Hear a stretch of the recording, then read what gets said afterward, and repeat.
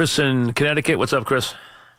Hey, Mike. Quick comment on the college football playoff before I get to my giant big picture question. Go ahead.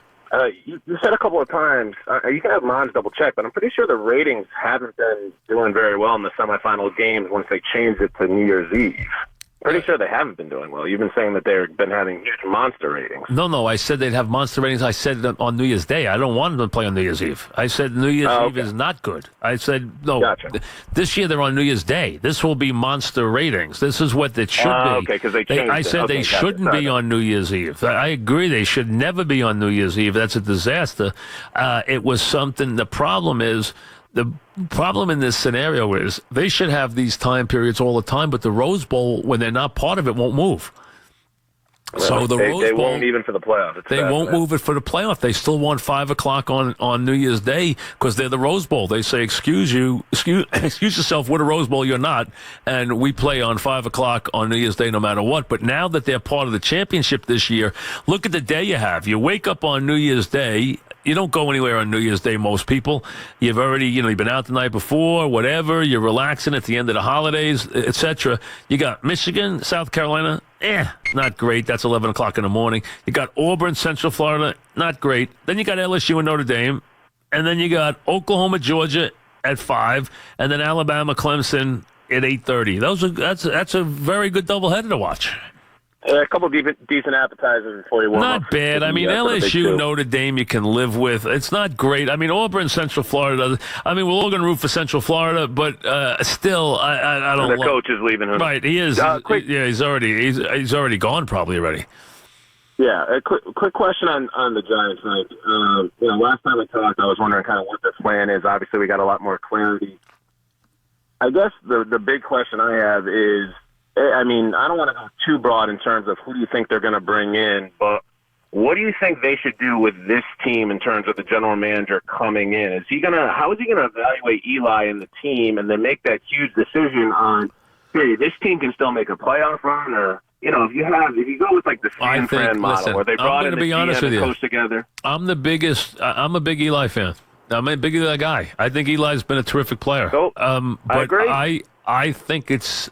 If they finish, or I think they're going to finish, and they go get a Sam Darnold, I think he plays immediately. I think Eli goes. I think that's the way you do it. You don't give Eli this nonsense that you're not going to change quarterbacks, because you are. You want to play him, and Eli's going to understand that better than anybody. He's going to grasp that because it happened to him.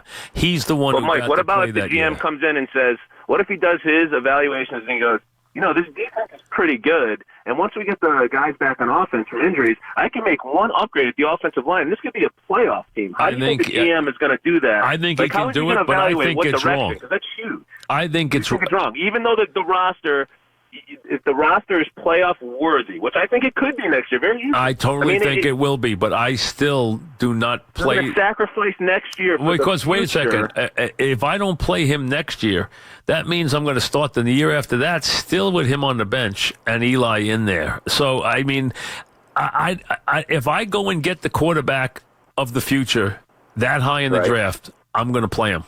I'm making a commitment to him immediately because I want his future to start immediately, and that's what they did. So the direction of the team, if it was you, the direction of the team would be based on the quarterback. If you're going to be able to get one of the top guys in the draft. If you get the guy, and they win a couple of games, and they don't, then it's a different. Then it's a completely different scenario. Oh. So it's strictly off of that. That's how you absolutely base it. Not on the actual team as a whole. It's off the quarterback. It's off the quarterback because you know what?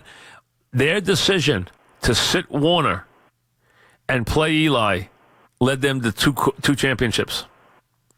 That was a decision they made, and that's the decision they made. That they made that decision that Eli had to play. Eli went in. He won one game the rest of that first season.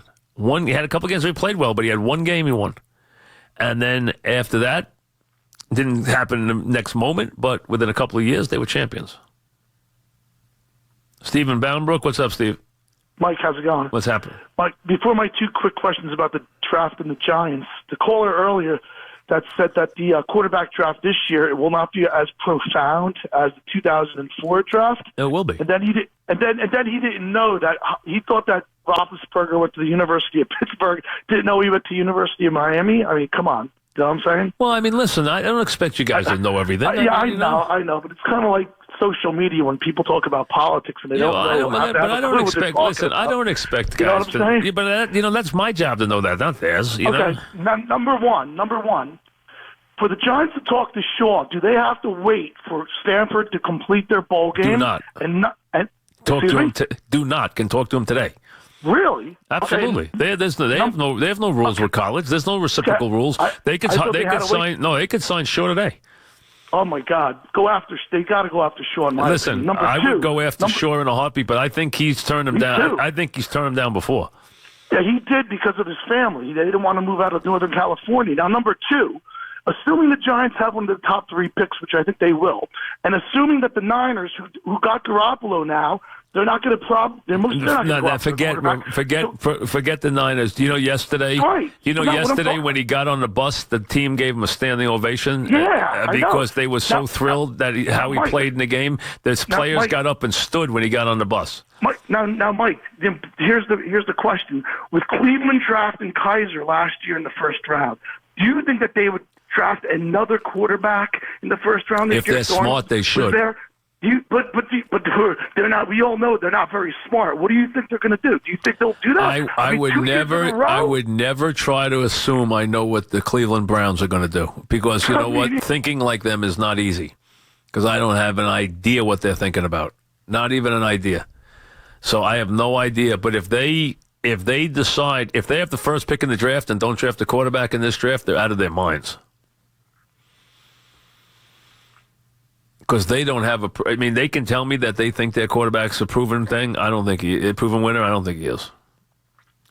Garoppolo, different story. I think Garoppolo's a player. I mean, I've said that a million times. I wasn't surprised he won the game the other day.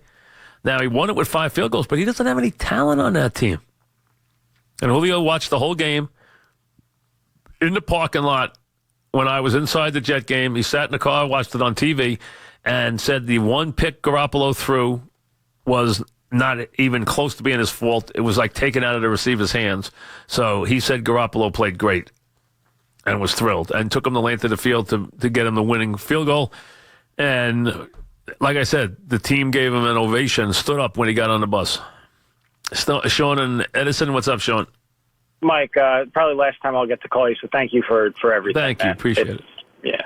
Got me through commuting to college for quite a while. Good. But anyway, I just wanted to get your thoughts. Was that 9-10 years of that? What was that? How long was that? Undergrad plus grad, so yeah, 6 years. So 14 then. Okay, got it. Yeah. So just about about Boone. I'm really concerned about how he's going to handle the bullpen. Yeah, how would you not be? I mean, yeah, who knows? But he does have. The Yankee pitching coach is really good.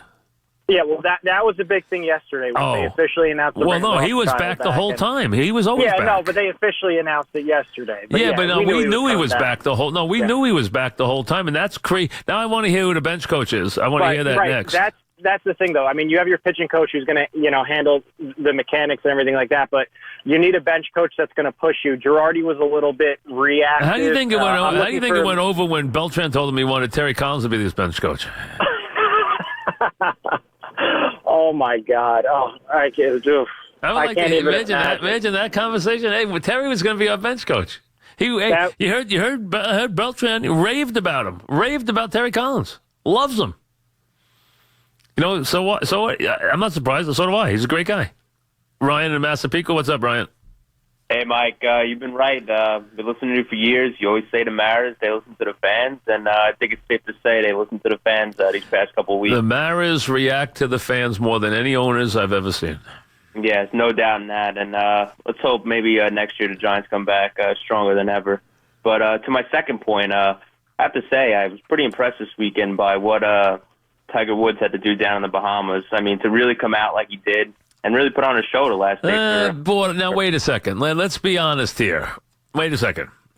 First of all, the course was a Muni track, all right, number one. He shot 75 on Saturday. On Sunday, but- he shot a 68 out of contention on a day where Ricky Fowler shot 61 to win the tournament at 18 under par. Yes, I understand, but Saturday, no one broke 70 out there because of the conditions. But he But, shot 75. Yeah, I know, I understand, but I'm just saying. Is that true that no one was in the 60s on Saturday? Is that honestly true? Yeah, no one was in the 60s on Saturday. All right, so I'll give him I didn't realize. I thought Hoffman shot 68. He didn't? No, I think the Okay. lowest round was 70. All right, I'll take your word for it because I thought a couple of guys shot on the set. I know the wind was blowing, but still he shot 75. Yeah, So, and then 68 was okay. Now listen, he finished halfway up the field.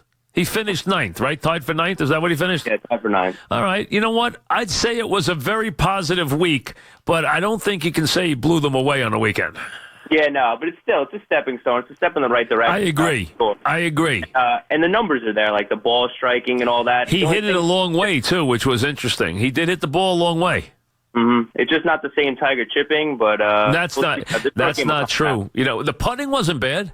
Oh, no, the putting is amazing. The tripping wasn't great. Listen, he hit some chips. He's not completely over the yips yet. Yeah, not yet, but it's definitely a step in the right direction. He gave you a couple of chili dips. Yeah, hopefully in April when he takes it down to Augusta, he'll put on a show for the fans. Well, I need to see something before then, though. Don't you agree? Yeah. He's definitely going to play. Don't you want to see a W before that, though? I figure he'll probably play out at Torrey Pines. We'll play Arnie, too. We'll play Torrey. He'll play Arnie. Mm-hmm, exactly, yeah. He'll play Bay Hill and Torrey Pines. Now, he's won Torrey, 9 times, 8 times, 9 times? Yeah, that and Bay Hill. Right, so those two he's won about 14 times, so those are good courses for him. So I agree with you. But I thought for the most part, let's call it a positive weekend. Ricky Fowler went crazy on Sunday, shot a 61. I can't believe Hoffman lost. He had a huge lead, and he never closes. He never wins, Hoffman. Eric in Jersey, what's up, Eric? Hey, Mike, how you doing? Good, what's happening? I just, 2 quick points before my baseball point. Are you going to have Brodeur on? No.